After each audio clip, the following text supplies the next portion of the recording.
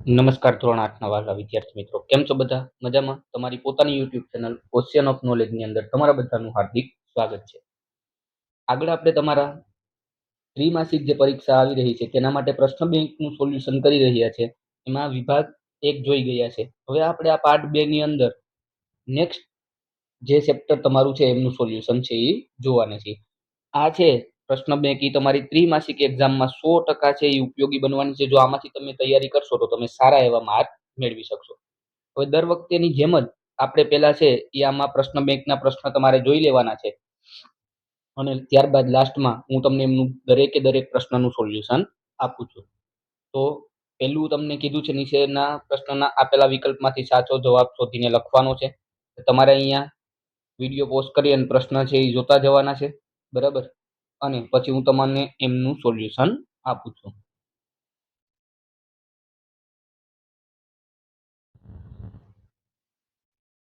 બીજું છે ખાલી જગ્યા.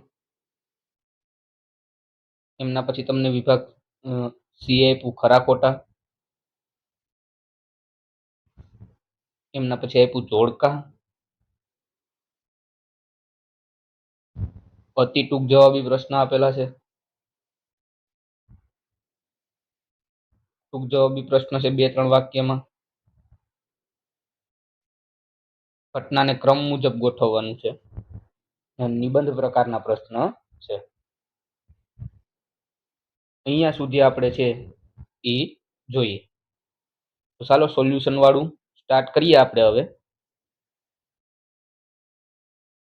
તો જો પહેલા શું આપ્યું? MCQ માં પહેલું આપ્યું કાયમી જમાબંધી મહેસૂલ પદ્ધતિ માટે કયું વિધાન બંધબેસતું નથી? તો એમાં જવાબ આવશે ઓપ્શન સી. આ પદ્ધતિમાં સરકારે જમીન મહેસૂલ ઉતારવાની જવાબદારી ગામના મુખીને સોંપી હતી.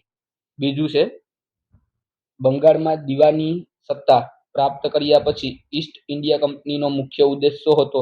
તેમની અંદર આવશે ઓપ્શન ડી, યુરોપના દેશોમાં માંગ હોય તેવી વસ્તુઓને ભારતમાંથી મેળવવાનો. ત્યારબાદ ત્રીજું છે 4 મિત્ર રૈયતવાડી પદ્ધતિ વિશે વાતચીત કરી રહ્યા છે, તો નીચેનામાંથી કયું વિધાન ખોટું છે તે જણાવો. તો ઓપ્શન બી આવશે.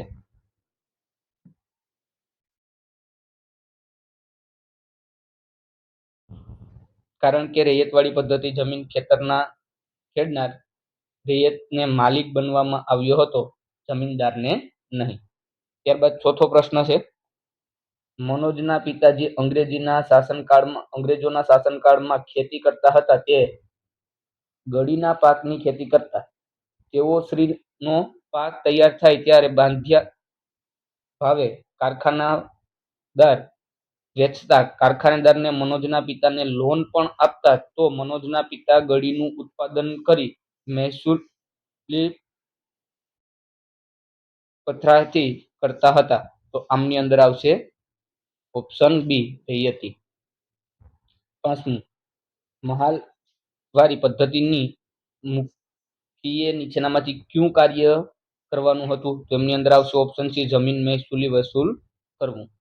છઠ્ઠું ભારતમાં થતી ગળી સંદર્ભે નીચેના પૈકી યોગ્ય વિકલ્પ પસંદ કરવાનો છે. એમની અંદર આવશે એ અને બી બંને ખરા છે. એ અને બી બંને ખરા છે, ખોટા નથી, એટલે ઓપ્શન ડી. સાતમું સુજ્ઞા નામનો વ્યક્તિ એક આદિવાસી સમુદાયમાંથી આવે છે. તે સ્થાનાંતરીય ખેતી કરે છે, તો તે ક્યાં વસવાટ કરતો હશે? તેમની અંદર આવશે ઓપ્શન સી, જંગલમાં. આઠમું છે નીચે આપેલું કયું વિધાન યોગ્ય છે? તો એમની અંદર આવશે કાચું રેશમા બંગાળમાં થતું હતું. નવમું મહાલ શબ્દનો પ્રયોગ થતો ગ્રામના સમૂહ માટે.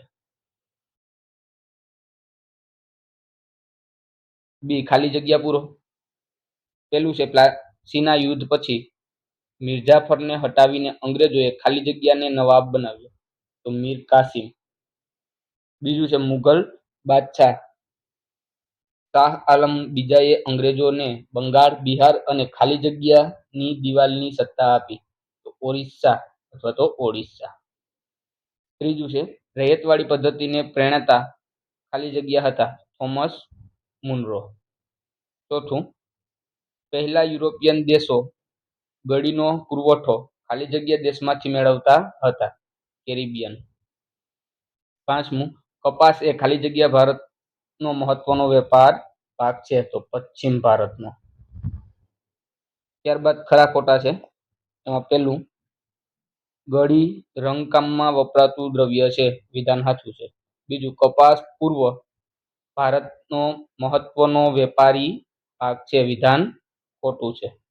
ત્રીજું, કોર્નવોલિસ से महालवारी जमीन महसूली पद्धति दाखल करी હતી? विधान खोटું છે. ચોથું, ઇંગ્લેન્ડમાં કાચું રેશમ સ્પેન અને ઇટાલીમાંથી આવતું હતું? વિધાન સાચું છે. પાંચમું છે નીચે નીજ પ્રથામાં કારખાનેદાર ખેડૂતને લોન જીતતો હતો? વિધાન ખોટું છે. છઠ્ઠું, ભારતના કાચા માલને કારણે ઇંગ્લેન્ડના ઉદ્યોગો સમૃદ્ધ બનતા હતા? વિધાન સાચું છે. સાતમું, બક્સરોના યુદ્ધમાં અંગ્રેજોની જીત થઈ? વિધાન સાચું છે. અને આઠમું, કંપનીએ ભારતમાં ખેતીનું પોતાના મરજી મુજબ વ્યાપારીકરણ કરવામાં પ્રયત્ન કર્યો હતો? વિધાન સાચું છે. ત્યારબાદ જોડકા છે. એમાં લક્ષણ પદ્ધતિ અને સાચો જવાબ અહીં આપેલો છે. બરાબર, તમારે આખે આખું જોડકું તમને અહીંયા કમ્પ્લીટ તૈયાર કરીને આપેલું છે, તમારે જોઈ લેવાનું છે અને આવી જ રીતના તમારે તૈયાર કરી લેવાનું છે. આ તમારી ત્રિમાસિક એક્ઝામમાં ખૂબ જ ઉપયોગી થવાનું છે તમને. ત્યારબાદ અતિ ટૂંક જવાબી પ્રશ્ન આપ્યા, એક બે શબ્દમાં જવાબ આપવાના છે. બરાબર, તો દરેક પ્રશ્નના સોલ્યુશન આપેલા છે, તમારે જોઈ લેવાના છે, અથવા તો વિડીયો પોસ્ટ કરીને એમના સ્ક્રીનશોટ લેવો હોય તો પણ તમે લઈ શકશો. ત્યારબાદ ટૂંક જવાબી પ્રશ્ન આપેલા છે, એમના પણ દરેકના સંપૂર્ણ સોલ્યુશન આપેલા છે, તમારે વિડીયો પોસ્ટ કરીને લખી લેવાનું છે અથવા તો એમના સ્ક્રીનશોટ લઈ લેવાના છે.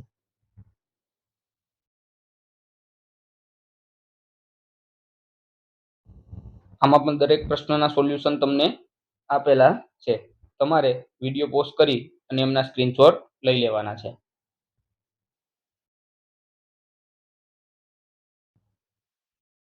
ત્યારબાદ કીધું છે તમને આ ઘટનાને ક્રમ મુજબ ગોઠવવાની છે, તો અહીંયા તમને સંપૂર્ણ ઘટનાને ક્રમ મુજબ ગોઠવીને આપી દીધી છે.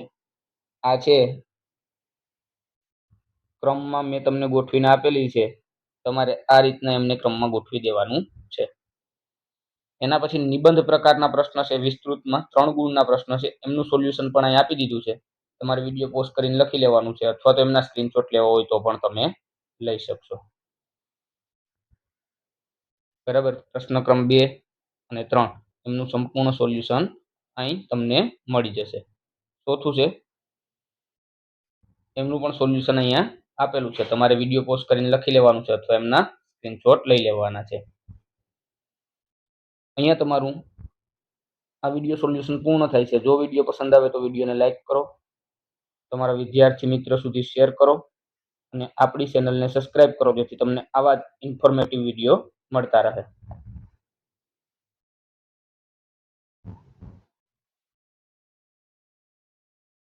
નમસ્કાર ધોરણ 8ના વાલા વિદ્યાર્થી મિત્રો, કેમ છો બધા? મજામાં? તમારી પોતાની યુટ્યુબ ચેનલ ઓશિયન ઓફ નોલેજની અંદર તમારા બધાનું હાર્દિક સ્વાગત છે.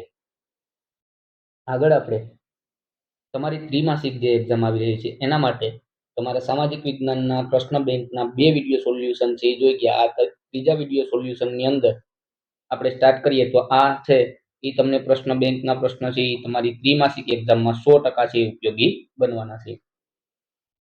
દર વખતેની જેમ આ વખતે પહેલા આપણે પ્રશ્ન જોઈ લઈએ, ત્યારબાદ એનું સોલ્યુશન જોશું. પહેલું આપ્યું, નીચે આપેલા પ્રશ્નમાં આપેલા વિકલ્પમાંથી સાચો વિકલ્પ પસંદ કરવાનો છે. તમારી પાસે જો પ્રશ્ન નથી તો તમારે આ પ્રશ્ન જોઈ લેવાના છે, પછી આપણે એનું સોલ્યુશન તો જોવાના જ છીએ.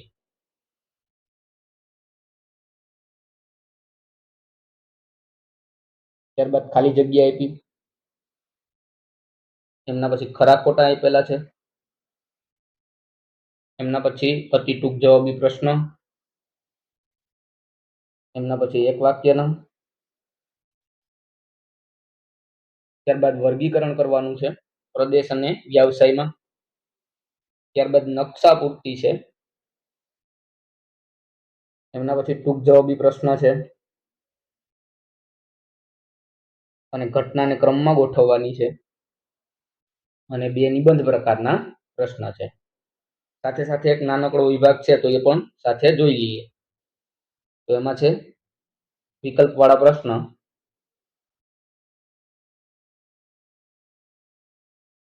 અને ખાલી જગ્યા. તો ચાલો હવે આપણે સોલ્યુશન સાથે જોઈએ.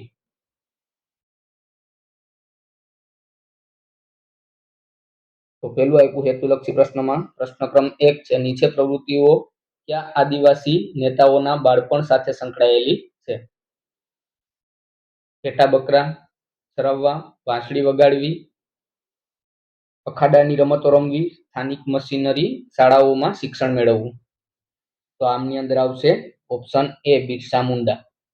બીજું છે, તમે અંગ્રેજી શાસનકાળના ભારતના ઝારખંડ રાજ્યના એક વેપારી છો, ત્યાં ઝારખંડ રાજ્યમાં હજારીબાગની આસપાસની આદિજાતિ કાચું રેશમનું ઉત્પાદન કરે છે.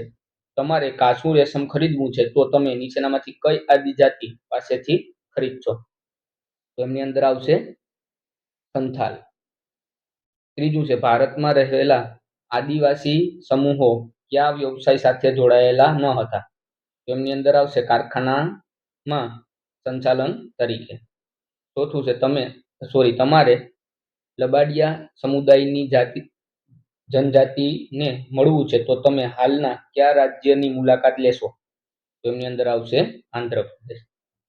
પાંચમું, અંગ્રેજોના શાસનમાં થયેલા આદિવાસી બળવાઓને સમયરેખામાં ગોઠવતા કયો ક્રમ ચાસો છે?